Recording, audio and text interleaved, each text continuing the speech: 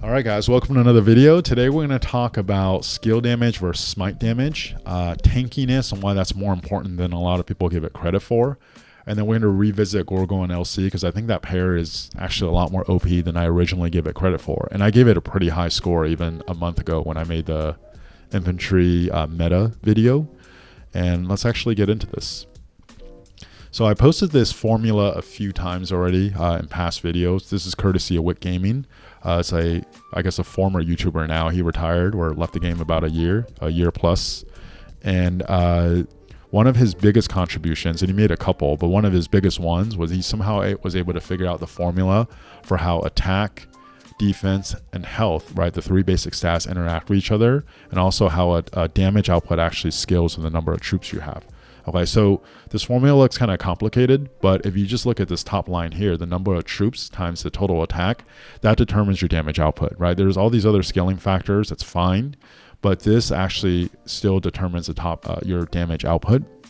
And the biggest takeaway from that is, yes, attack matters, but the number of troops you have matters. So you can imagine if you have 100 troops or 100 units times attack, and there's like a damage number, if you drop that down to 80 units, right, 20% less, your damage output is going to be 20% less. Okay, so this is why when you're on the field, it's important to actually keep your troop count high as possible for as long as possible. But also when you're on the field, it doesn't matter if your health bar is green or not. Like, you want to pop a 50% expansion. Like, VIP 18 is more important than we think, because when you start out, if you have a 15% unit capacity bonus, you're dealing 15% more bonus, 15% more damage than the opponent that doesn't have that. Okay. Now, skill damage versus smite damage. Well, actually, let's talk about the damage factor. Okay, so why 200 damage factor? 200 damage factor is the amount of damage you do when you do a basic attack. So when you open a report and you look at every turn, right? If you're just going against someone else, you'll launch a basic attack, they'll launch a counter attack, and the basic attack there is going to be 200 damage factor. Now, usually then the opponent or the enemy is going to launch a basic attack, and then you're going to do a counter attack. Now, most commanders don't have counter attack damage. So essentially, when you see one turn, it's actually you attacking them, then counter attacking back, them attacking you, and you counter attacking back. And on the screen, when you see one turn, that's actually about 400 damage factor. But if you look in the report, just your basic attack is 200 damage factor. Now, what he was able to figure out is up to about 35,000 troops, if he plugged the stats into this formula, he could reliably get the 200 damage factor stats to match up.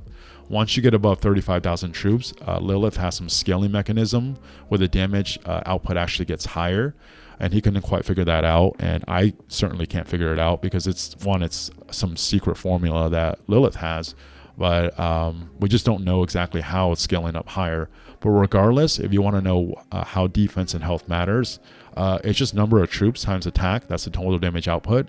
And then if you divide that by defense and health, that's how much damage you're mitigating. Okay, now skill damage, right? If you look at almost every commander and they have a damage factor active skill damage is just taking that 200 damage factor. So if you have, say, 2,000 skill damage, right, you're going to take that 200 damage factor times 10, and that's going to be that one turn how much damage you do. So obviously, if you have less troops, then your skill damage is going to do less as well. And whenever you have any kind of skill damage bonus, so like Nevsky has well, depending on primary or secondary commander, but Nevsky has potentially up to a 60% skill damage boost for the secondary commander. If you have, say, 1,000 damage factor and you boost it by 60%, then the damage factor actually comes out to 1,600. Smite damage doesn't boost off of skill damage. Smite damage goes off of normal attack damage boost. So before Gorgo and Liu Che, there wasn't as many normal damage boosts. Like Attila is one that comes to mind. But if you look around at the different commanders, right, like YSG, like Herman now, ZL, Nevsky, all of those commanders give skill damage bonus boosts. But smite damage doesn't get affected by that. Smite damage, when you have a normal attack damage boost, count that as a skill damage boost, but for smite damage. Okay, so the reason why smite damage is better, a couple of reasons. One, if you look at the support tree, right, there's a lot of skill damage mitigation. If you look at the top right part of the cavalry tree, every cavalry primary commander is going to go in and get that 15% skill damage taken reduction. And like Boudica, Scipio, Liu Che are just 3 of the meta commanders off the top of my head that have skill damage taken reduction. So not only is there a lot less normal damage taken reduction skills for commanders and the trees, but also when you get a normal attack damage boost, that is going to boost your basic attack, right? So if you think every attack you do, that's a 200 damage factor. If you get a normal attack damage boost, that 200 damage factor is going to go up as well. Whereas when you get a skill damage boost, it only really boosts the active skill, or maybe some like secondary skill that you have. Like when you have, say, like Henry's 4th skill is like a revenge damage. Yes, that's going to get a bonus, but your normal white number actually doesn't get boosted from normal attack damage boost. So normal damage boost not only boosts your basic attack, but also your smite damage, whereas skill damage can only scale off of skill damage boosts. That's why I think smite damage is better. Now, if you look at this formula, right, as the number of troops go down, the effect of defense and health on mitigating damage is going to get greater and greater. Okay, which is why in a roundabout way, being tankier actually will help your damage factor, because the higher the troop count you could keep on the field for longer, you're gonna keep your damage output higher. If you guys ever have like tried dueling a Richard Martel right early on in the game, starting out the white damage is gonna get high, and as you get lower and lower on both sides, and there's healing, one, that duel takes forever, but you can see the white number get down lower and lower and lower, and it takes forever. Okay, which is why early on in this game, tanky commanders were actually part of the meta. And then if you look at this right part over here, if you look at the defensive and damage mitigation capabilities of Martel, which is a Generation 1 commander, one of the tankiest ones, and Neski, which is, he's kind of old now, but he's still the tankiest meta commander we have right now, right? For the most part, this tankiness is not that much different. All right, so it stayed relatively flat. Whereas if you look at a Generation 1 commander's damage output versus like a current generation, I think we're what, Generation 8 now? Or was it 8 or 9? I don't remember. That damage output is way higher, maybe two and a half times higher. Okay, so early on, the meta was tankiness with just enough damage, and now the meta is actually going to be AoE skill damage and debuffs, and you want to burst down someone as fast as possible. That is still the meta, but within that meta, if you could get more tankiness and you're within striking distance as far as damage output, then the tankier side is going to win. Because if you look at this formula, right, this doesn't scale down with troops. So if you're able to, say, diminish the opponent's troops by 20%, they diminish your troops by 20%, all of a sudden the defense and health is going to matter a lot more. Now there's another factor, right, which is damage reduction. So there's some commanders like Zhuge Liang where when he hits his opponents with the active skill, right, all 5 enemies will deal 15% less damage for X amount of time. A lot of commanders have skill damage taken reduction, right? All those things actually matter a lot more when the damage output is higher, because if you do 20,000 damage factor, right, and you do a 10% damage taken reduction, that's going to be 2,000 less damage factor you take. If someone is doing 200 damage factor and you 10% reduction, you're only reducing it by 20 damage factor. So damage reduction will mitigate more damage when the enemy has higher health or a higher damage output, and the health and defense will take over a lot more when the enemy has a little bit lower health. Okay, now the combination of the two is very important, but if you had to give me one to choose from, I would actually take skill damage reduction, or just ideally it's just all damage taken reduction over health and defense, because that will mitigate the bigger damage more, and that will help keep you at a higher health or higher troop count, so you can do damage, you can do more damage for longer, if that makes sense. Okay, So now let's actually get into the commanders. Okay, so I made this video about a month ago. It was talking about what I think the infantry meta is. All of these still hold true, right? I still think Liu Che is the best commander of the game. Scipio, I still think is the third best commander of the game. I think Herman is second right now, and Zhuge Liang is fourth. Some people argue that. The reason why I put Scipio above ZL is because Zhuge Liang does not have any march speed, and it really shows. It's hard to pair him and not just feel like that march is walking around in quicksand, whereas Scipio essentially does everything. He's fairly tanky, he has AoE, he has a great debuff, he could pair well with Liu Che, he could pair well with Kuang, right? He's and before Liu Che came out in Herman, I thought he was the best commander in the game, and now he's still really good. Where I was wrong, even though it doesn't show it on the screen, was Gorgo. Is when I said Gorgo was amazing with Liu Che but slow, I don't think I fully grasped and was able to sell how good Gorgo is with Liu Che. So let's actually get into how their skills synergize. I think if you had to pick like top pairs of synergy, maybe like Kuang and Scipio seems to synergize really well. A little bit older is like Attila Takeda. I think Gorgo Liu Che might actually be the best synergy in the game, right? So there's a lot of skills here. On the left here is Gorgo's skill. I took out her third skill just because it's garrison. It's not really relevant. And then her expertise only kicks in when she has less than 50% of the troops. So some of the stuff is very interesting, but I decided to leave that out. And then on the right here is Liu Che's skill. So in the middle and on the right. Okay, so there's a lot of stuff over there, but if I just go over what's circled in red, those are all normal damage bonuses, right? So Gorgo has 3, Liu Che has 1. They can all trigger together, and they will trigger fairly often, but the normal damage boost you could get from that is up to 80%. Okay, and whenever Gorgo launches her active skill, at least 40% of these are guaranteed to trigger, and actually, wait, let me take it back. At least 50%, because you get this 10% here, the 30% here, and then the Liu Che is built in. It's going to happen every time. So you're actually always getting at least 50%. And then this one here, the second skill, triggers off of a basic attack, right? And the green, so smite damage, extra smite damage potentially when you launch a basic attack, and then Liu Che's expertise, which 25% chance to launch an extra basic attack. These all can help trigger the normal damage bonus, but also when the normal damage bonus is active, the extra basic attack, the extra smite damage, all benefit from that, right? So you can see the synergy here is through the roof, and the yellow is the damage mitigation there, right?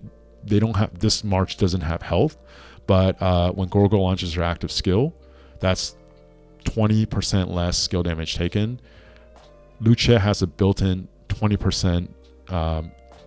Where is it? Liu Che has a built-in 20% less skill damage taken. So potentially, you can actually mitigate 40% skill damage, which is huge, right? And also, whoever Liu Che is targeting, whenever he deals smite damage, right, which can synergize off of the green, that target deals another 10% less damage. The combination of all of these makes the damage output and the tankiness of this march through the roof. And when I looked at it before, I thought it was good, but as I was in the process of making another video today, I'm just like looking at this, I'm like, good God, this is actually even more impressive than I thought it was. And I've seen a lot of people use it. I don't think I've seen a video really highlighting how synergistic and how good this march is.